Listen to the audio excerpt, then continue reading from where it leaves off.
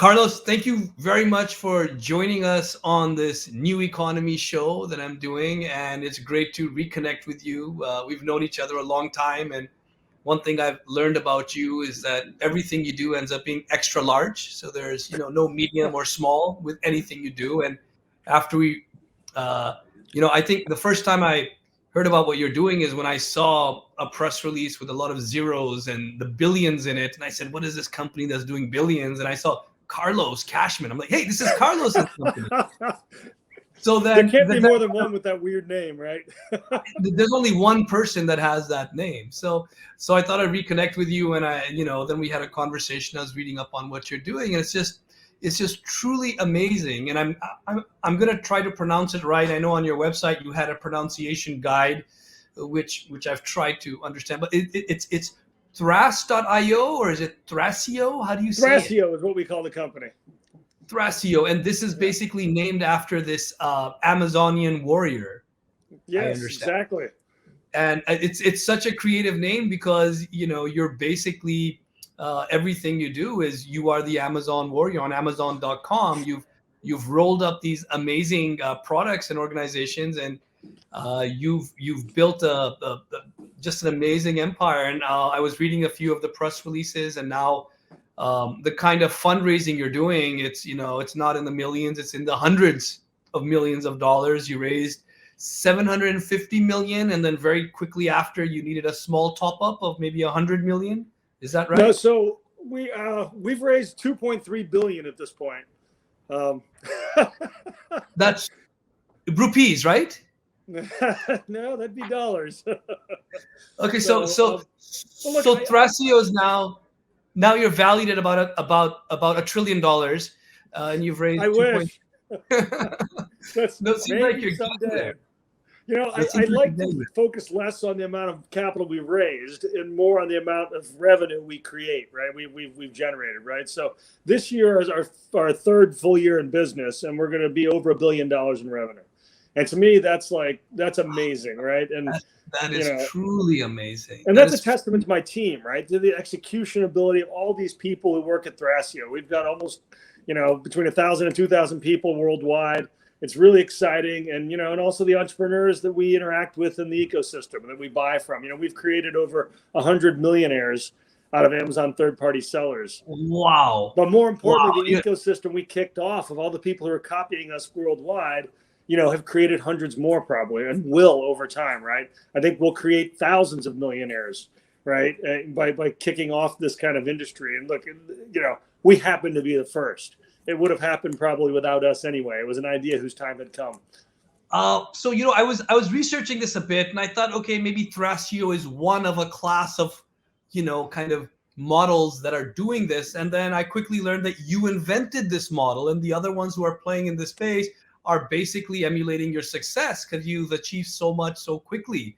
Can we talk a little bit about what you do? Where, how are you creating so much value? What does Thracio do? Well, so I can't take credit for it. Like, I invented this, me and Josh, my partner, we thought we invented it. But you know how oftentimes a great idea comes to multiple people at the same time. So we happened to execute on it successfully first and rapidly. There were a couple companies who tried this on a smaller scale before us, and were out there before trying to do it. Just didn't make it go, right? One-on-one commerce. So, whatever things came together with us and our partnership when we got started, and the early team we had is what made it work. So what we saw was just, we were looking at doing a regular e-commerce kind of roll up because, between 2010 and 2015, you started to see this, it was like a heyday for brands, right? For small brands. Like anyone could take Shopify, launch a website, buy some ads on Facebook, right? Which changed the game for customer acquisition, and Google, and start to launch their own brands and products. And that was where people were starting to learn that they could reach out through Alibaba, find a supplier somewhere in the world, right? They might find a textile supplier in Pakistan and be like, wow, I can ship these over here and sell them myself. And they didn't even have to run a warehouse necessarily. They could have a 3PL, a third-party logistics provider, do that for them. So these people started to see this, and it was starting to grow. And I had a Facebook advertising agency, and that was Facebook and Instagram were the primary means of customer acquisition for e-commerce brands. And we were the destination. Just to interrupt you, the history I know, you are you're a guru at performance advertising and marketing, starting from SEO. You've done a lot of stuff here in Pakistan with Constellation and a few of the others. So you really understand how to drive traffic. So that's sort of the background that led you to where you are. And you have experience doing a bit of that in Pakistan as well. So I just want to add that in there. So I would take away the word guru. I am so far from a guru at this stuff. I know just You're enough too to humble, be man. dangerous. What? No, but like I have. So here's what's funny. So I had a PPC software company. Right? Back before Marin and Kenshu, we built a platform to do PPC advertising on Google, right? And sold that to the Washington Post. But like I have never launched an ad on Google. I've never even logged into the Google Ad Optimizer ad platform. I don't even know what it looks like. Then we got into SEO, and it was my partner Zafar Khan and his team, and we built Constellation together. But he knew SEO, so I learned about these things, and I learned what good performance should look like. I learned the principles of how it all works. But I am not the guru. It's fascinating, and so then I started a Facebook advertising company, right? Doing that, and I've never logged into Facebook Ad Optimizer. Like I don't know how to launch an ad on Instagram or Facebook, right? But I understand what the performance should look like, how to look at that, and really it's about how to build companies. I mean, that's what I've always done, right? And that's my expertise, I would say, is how to get a group of people excited together to go after something together, right? And so now I've happened to do this in advertising a lot, so I've happened to learn a lot about that space, but it doesn't mean that I'm a guru by any means. No, so now what you're doing is you have tapped into this market. You saw this growth in e-commerce and people creating brands on Shopify and performance advertising it and starting to get orders. And all of a sudden, this new economy started growing from very fragmented new entrants who are now starting to build brands and grow. Yes. So what did that lead? What was next? Well, so what happened was we started looking at how we would put those together. Like I had a lot of small e-commerce companies coming to my agency wanting to advertise on Facebook. And, you can't just for anyone listening out here as a small business, even if you're doing a couple million a year, 20% margin, you're taking home 400K. I mean, that's your profit maybe, right? And then of that, you've got to have working capital for supply. You got to pay some designers, website people. Now, now you're down to 300 to 250K. And then in the States, you're paying half of that in taxes. So you've got $100,000 left to pay yourself at the end of the day, right? Well, to test Facebook, to see if it works, or even Google, you got to spend $100,000 over like 3 months. You can't spend $10,000 and think you're going to learn that it works. You know this very well, right? For all your businesses and stuff. So the challenge was I saw these small businesses coming saying, hey, we'd like to spend 10 grand. And I'd turn around and say, you're not going to learn anything at 10 grand. You'll waste the money possibly. So, we have to learn, you have to commit to it. And so they couldn't do that. So my thinking was, well, I have access to capital. I could probably find a way to fund the advertising of these businesses and then, take some sort of ownership position in them. Right. Or, and something, it was kind of nebulous. And then my partner in Thracio, Josh, had been a friend of mine, and we've been talking for a while. And one day he said, well, we could probably just buy them. We could raise money and buy these little businesses, and then we do the advertising for them and make it work, right? And one of the things, and then we thought, okay, well, how else would we help them grow? And we knew that like brands, there's a fear of Amazon out there. All these brands say, oh, you can't go on Amazon. That's me smacking my head, that noise. I mean, it is just crazy. I think that's like, starting a retail store and saying, well, I'm not going to go into a mall. I hate Simons, the guys who own malls, because, I'm Foot Locker and they put Athlete's Foot across the street, who's across the hall is all selling shoes. Like, they're a mall operator. Bring your products in and sell them. What they do is aggregate people. And that's what Amazon is. It just aggregates a lot of people. And they do an amazing job of doing this. They spent enormous amounts on it, and they're great at it. That's where the people are. So put your products there to sell, right? But there's this story out there that, you always have to own the customer 100%, all this stuff. And that's nice. That is good. You can do more with that. But wouldn't you rather just be selling a ton of your products?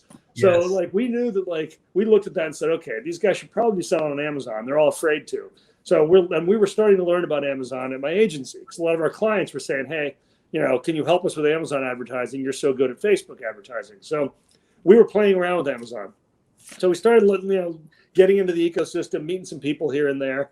And, next thing we learned about the third-party seller ecosystem. I didn't really understand how big it was. how many third-party sellers there were and the nature of these businesses. It really vastly simplified. I was reading that there are about 50,000 Amazon sellers that sell over $1 million. Yeah, so no one knows exactly. The estimates are between 35 and 50,000 right now. 2 years ago, it was 24,000. So we know Amazon's adding, $1 million products / brands, in the thousands every year, probably 5 to 10,000 a year on Amazon alone. And then you add up all the other marketplaces around the world, from Flipkart to, Allegro to, Mercado Libre to whatever. Like, you've got probably the same amount again.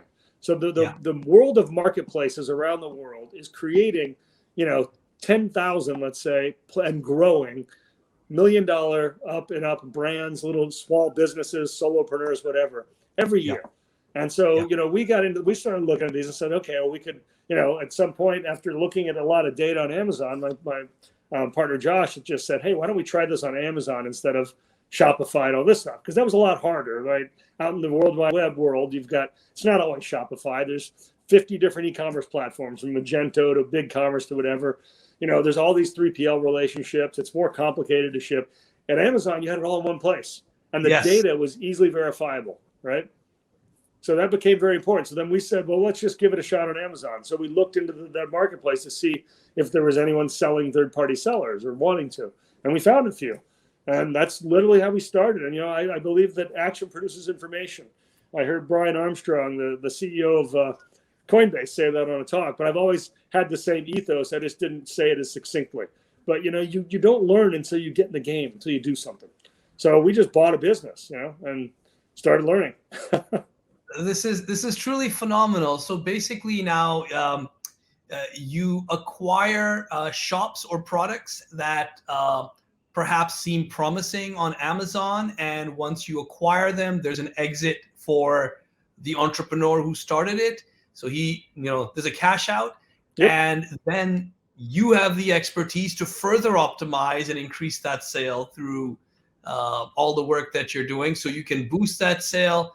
And you're basically now doing a roll-up where you're building a very large aggregator that's optimizing the sub-brands underneath you. Is that right? That's exactly it. That's what we do, right? It gets harder and harder to operate these things in the Amazon ecosystem. The more, options Amazon makes available to sellers, the more flexibility they provide, which is great. Now we have this advertising system.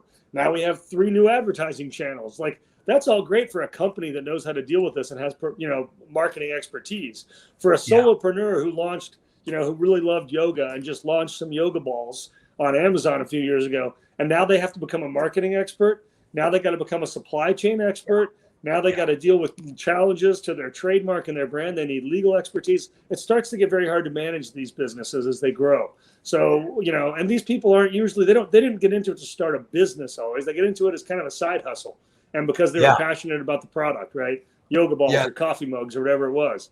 So we give them a way to monetize what they built, right? And to realize real, life-changing reward in many cases, right?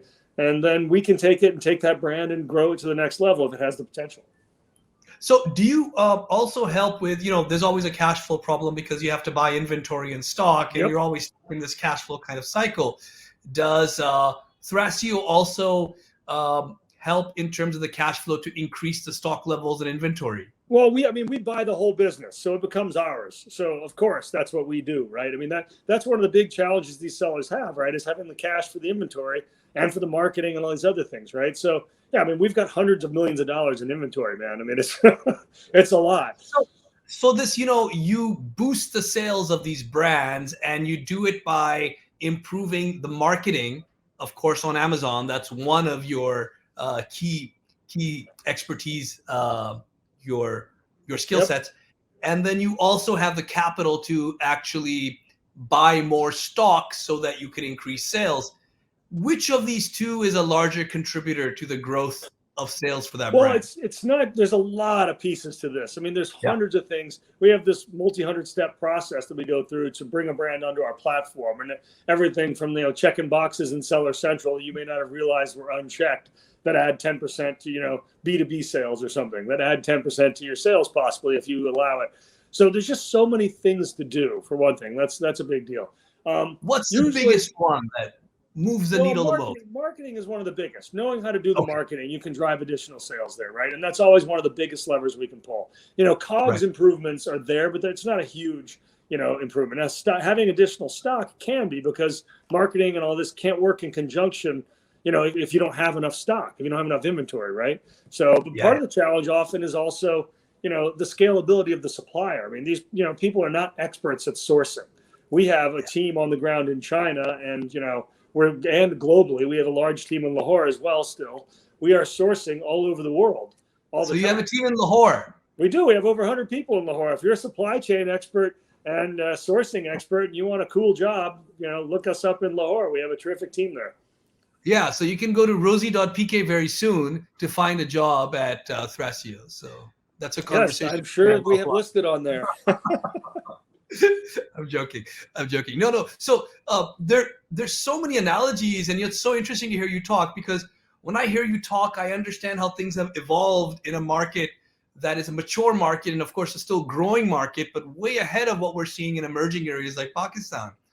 And I'm just drawing so many analogies to what you're talking about, to what we're starting to see in the early days of Pakistan. And I think we spoke about this earlier, but internet usage and e-commerce has grown incredibly fast in Pakistan. It grew at 86% last year in Pakistan, which is among the fastest in the world. Yeah. So, but the base is still small, but it's growing quickly. And we're seeing a lot of very entrepreneurial people like you're talking about, who are now building storefronts on, WordPress, WooCommerce, and on Shopify. And they're learning these things, and they're, even Amazon now, and they're trying to find investors to invest in stock because they've learned how to sell on Amazon. And it's just amazing the kind of people who are doing this. A lot of these people don't speak English, and they're not very educated, but they've latched on to this. We have a few people in our office who do this as well, who sell things on the side, exactly like you're talking about. So what we started to do with our platform on Dukan is we created a way for anybody with a smartphone, not very educated, to quickly create an online store. And you can create an online store in under a minute, and we take care of the payments, we take care of the deliveries by plugging in to the existing ecosystem, making it super simple. And now we have over 200,000 shops in the last 5 months who are now creating stores. And now we're aggregating them, and there's a Dukan Mall that's going to be launched soon. And a lot of these, what we found was there are a lot of shops that are basically wholesalers who basically sell to other shops. So now with Dukan, we're layering one Dukan on top of another. So we've got a supplier angle here. So in the marketplace now, if you want to sell things, you can choose a supplier, and you can basically now choose products, and you can sell them through a Dukan Mall. And one of the biggest obstacles is cash flow here. We're a lot poorer here. The kind of people who are doing this, they're doing it for the first time. They're not very rich, and they're struggling for cash flow. And one of the other startups that I've been working on that I think I spoke to you about briefly is Finja. I'm a co-founder there, and my partners are brilliant there with Kasif and Umar. And what Finja does is it gives unsecured loans to these MSMEs. So we've given 50,000 loans already, and it's growing quickly. And we have a default rate. Yeah, and the most amazing thing, Carlos, is we don't take any house paper. It's completely scored on data, and we have a default rate of less than 0.4%. And we found that's even more amazing. Yeah, and I think what worked for us is that when we give a loan to somebody who uses that loan to purchase stock, and we're guaranteed they're using it to purchase stock and not pay for a wedding for their daughter, as an example, the probability of repayment jumps up because we know their margin on that stock. And if they're buying that stock, we know they're going to sell the stock because we've seen their history. So it's worked out very well. But where Finja sort of grew very quickly, it's growing super fast in the FMCG inside a supply chain, because we get data from the distributors for the retailers, especially in the FMCG sector. And during COVID, I began to think, well, how can we expand this to the entire SME base? And that's where Dukan was born, which spans all MSMEs. And now with Dukan, once we start seeing a relationship between a supplier and a retailer, or a purchaser, we have insight into their sales, we've got a wallet built in. Finja then now can score dynamically and give credit. And once you give credit, all of a sudden the whole ecosystem starts to grow. So very, very interesting. Of course, we're no Amazon at all, but we're now starting to create hooks. We're, trying to integrate with eBay, so a person here in Pakistan can click a button and shoot into an eBay store, and all of that kind of stuff. So super interesting in terms of the analogies. And we have a Facebook ad tech engine inside the app. So if you don't know how to advertise on Facebook, we have a wallet. You inject cash, you transfer. It's a local IBFT here, online transfer, and we actually help you create the ad. It's like a Canva. And then we've got an ad tech team that knows how to optimize it based on sales we're seeing across the network. And we shoot your ad on Facebook. So very simply now you're starting to get orders from Facebook, and it becomes more efficient. The more ads that we place, the data game, the more efficient we become. So this whole ad tech piece is playing into it. And we've got a partnership now with Facebook where they're helping us get these MSMEs online. You're talking about $10,000. These guys are spending, $20. They're spending $50. And we're finding that we're able to convert them. Definitely not as efficiently as if you're spending a large amount. But, I'm just extrapolating to what you're saying. I'm seeing this whole ecosystem grow, and it's very, very promising. Yeah, what's most exciting to me, and particularly about what you're saying there too, is just that the global reach of this stuff. So, while we focus on businesses doing $1 million a year and up, and increasingly doing 5 to 10 million and up, right? And you don't need to do to live in the West. Maybe you need that kind of business and margins, but to live in all over the world, $1,000 a month of profit can be fantastic in many countries. It's fantastic for Pakistan. It's fantastic. So you see what the global supply chain, the way it's all tied together. Someone can source product anywhere, right, without even having to go to the factory or anything, right? You can source it you could be in Pakistan, you can source product in China, you can ship it to Amazon US or Amazon Germany and sell it there and collect money. And if you find the right category, the right place, making 10 to 12 grand a year might be very realistic. And that's super exciting to me, right? Amazon's got 6 million product accounts. They probably have 3 million active sellers, right? Yeah. And, under 50,000, there are millions, right? About 50,000 a year, right? But that could be just as good as someone in the West making that 2 million a year, which is returning 400,000, right? In terms of quality of life. And so that's, what it is doing is this rising tide is lifting all ships is really pretty amazing to me. Spot on. In Pakistan, the kind of people here that are now doing e-commerce and trying to build a Shopify store and playing around with Amazon, they have salaries that would be about 200 US a month. And the moment they start doing this, if they get good, crossing $1,000 a month, in other words, 4x their salary very quickly, going to 3, 4, 5,000 and even more, becomes feasible. So all of a sudden, you have a relatively uneducated person who hasn't acquired a degree from a premier institute, but has a bit of hustle, has learned how to optimize, has learned how to source and sell, and now all of a sudden they're making 5, 6 times their income, which is truly phenomenal. Is there a roll-up play at the bottom of the pyramid? I know you have a large enough piece at the top of the pyramid. It's not interesting to you because why should you go after a small seller? Do you think there's a business model here rolling up at the bottom and growing them up? Look, I think there probably is. I'm an entrepreneur, so I always think optimistically. I think there likely is. And I've seen, we've thought about how we'd go about that and it'd be more in partnership than something else. But then I've seen some business plans. I was just looking at one for someone who wants to do this in the region. So, I think there probably is. It's a different business. It's very different from what we do and how we go after. We're really looking to build world-class leading products and brands. Yes. And so we're paying up for those at the right time, right? But because there's less stability. The trick is stability, right? A listing that's making $12,000 a year or whatever, might not be very stable. It could go to zero, tomorrow, right? Or in a few weeks. Yeah. Now it depends, what marketplace you're on, how it works, all that kind of stuff, right? So that's the bigger challenge. But if someone understands this marketplace and how to work with those scale businesses, there's definitely a play there if you're smart about it. Yeah, it almost seems like, you take these small organizations and businesses that are being run and start making 10, 12K, a year, going up to 50, 100,000. And it's almost like you're creating a pipeline for a stage where now you would be interested in them, right? Because these guys are restricted. Honestly, most of these guys are restricted by cash. They don't have the capital to buy stock from China and have it drop shipped to the US. So there's a large ecosystem here. There are a number of organizations I spoke to you about that have aggregated, 500,000, a million of these people they're trying to teach FBA to and how to do Amazon selling. And the moment these kids get smart, there are these investors that swoop in and say, oh, I like what you're doing. Here's like, capital 80K. markets at work. I love Yeah. it, right? Yeah, and they split half and half with them. So they split the margin half and half. These guys have margins of 40%, 50%, and they split it half and half. So they make a great, income. But many of these guys don't find those investors, and they're locked, even though they have a business that's really good. So it almost seems like I'm sure you can find gems that you can just inject some capital and watch them skyrocket.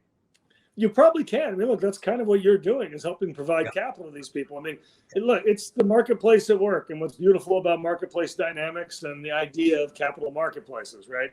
It's that, cap money is looking for return, and there are people who need that money to do things. And the hard workers who can use that to provide returns can get access to it more easily every day, right? Every year, right? Yeah. There are these places where they can find each other. When you look in the DeFi crypto world, right, you can borrow capital and loan capital at really interesting rates, right? So, and where you're not getting it in dollar-denominated securities anymore and stuff like that. And so, there's all sorts of different places I see this playing out, and I think it's great. I mean, it's a question again of liquidity. If these 50,000 sellers, stores you've got had a group, where they could approach, 20,000 investors, it's like Lending Tree or things like that, right? People are looking to make micro loans and just get reasonable return. And for the investor, they can spread it across a bunch of different loans.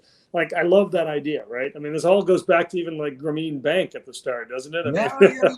Yeah. And, I think, for loans and lending in Pakistan, it's very hard to get loans because we don't have data scoring. Banks will not give you a loan. They take 3 months. They need your house papers. You have to sign over your children to them. So there's only 2% get formal loans in our market. So this is where we stepped in, and we can score on data. And it turns out scoring on data ends up being really, really good. And now what you're talking about, if you sell on Amazon, that's reliable data. If I can see your Amazon sales, I can trust those sales, and I can score you, and I can, give loans. So it seems like this is a tremendous opportunity in terms of loans and lending. And there's a huge arbitrage because that capital isn't available. These investors take half of your profit. So they're taking 20%, which is flipping around in 3-4 weeks, right? It's not over a year. This is like 20% you're spinning back in 3 weeks. So it's tremendously profitable. It's a fantastic return for the investor, and it's hopefully fantastic for the seller. And if they are successful, they don't need the investor after 3 to 6 months, maybe, if they want to save up the money and do whatever themselves, right? Or as it traditionally happens in capital markets, they just offer a lower return. Say, okay, I don't need you as much, but your capital will help me grow, so I'll pay you 10% now or something, right? And who knows? Absolutely. So I want to shift the conversation a little bit. We've got a bit of, a few minutes left. I want to shift the conversation a little bit about the market in Pakistan, which I know that you're intimately aware of. You've spent a lot of time in Pakistan. You've got a team in Pakistan, and I see you as a friend of Pakistan. So things have really gotten hot here. When we raised VC investment for Rosie back in 2008, it was the first VC investment ever, very tough to raise, and no more investments a few years after. This year alone, $250 million has been spread across 60 startup by international funds.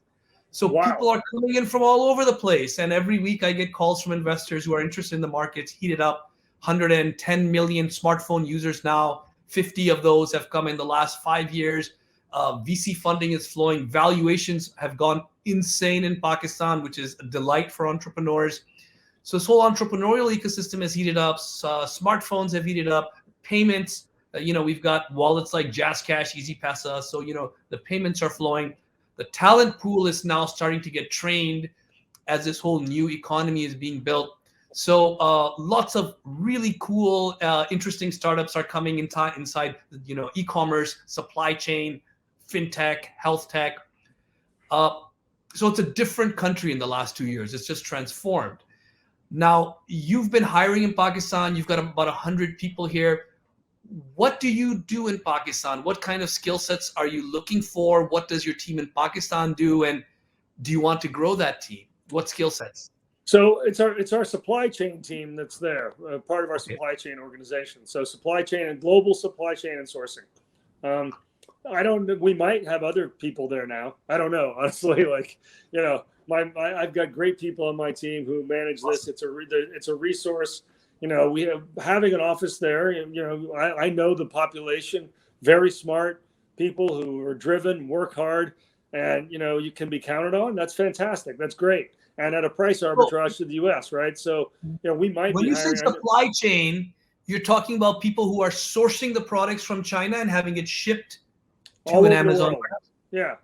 Okay, so these are sourcers for you. I mean, we're shipping to, we have 83 PLs we work with, right?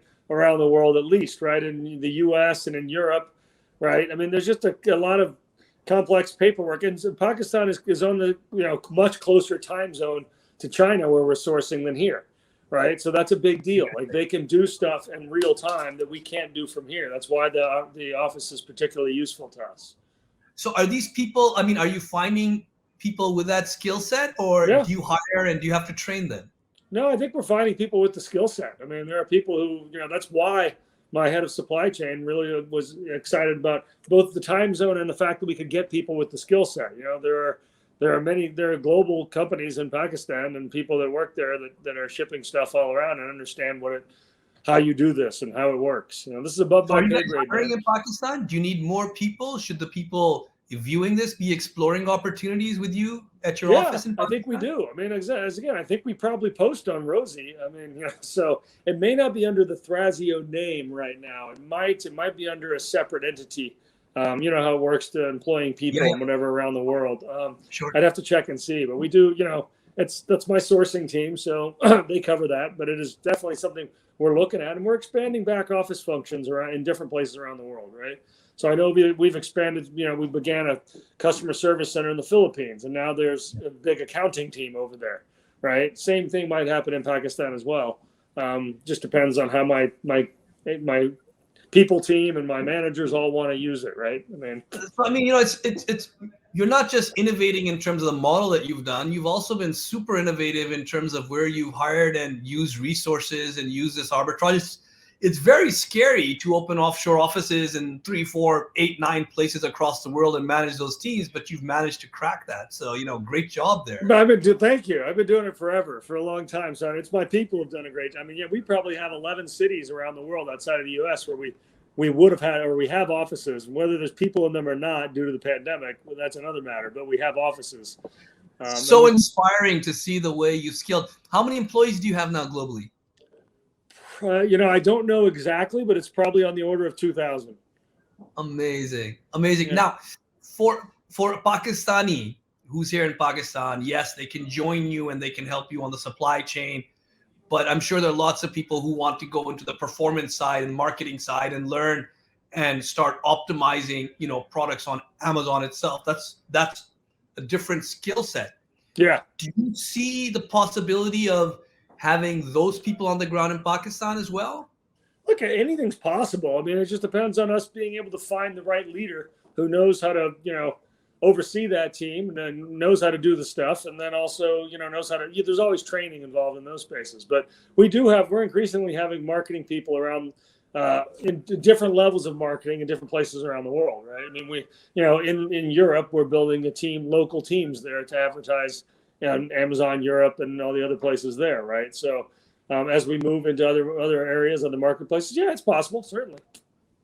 That's great, because I think we have a tremendous kind of population base. We have 2 million new people enter the workforce every year. We don't have the ability to educate them formally through, education, through a bachelor's program or MBA.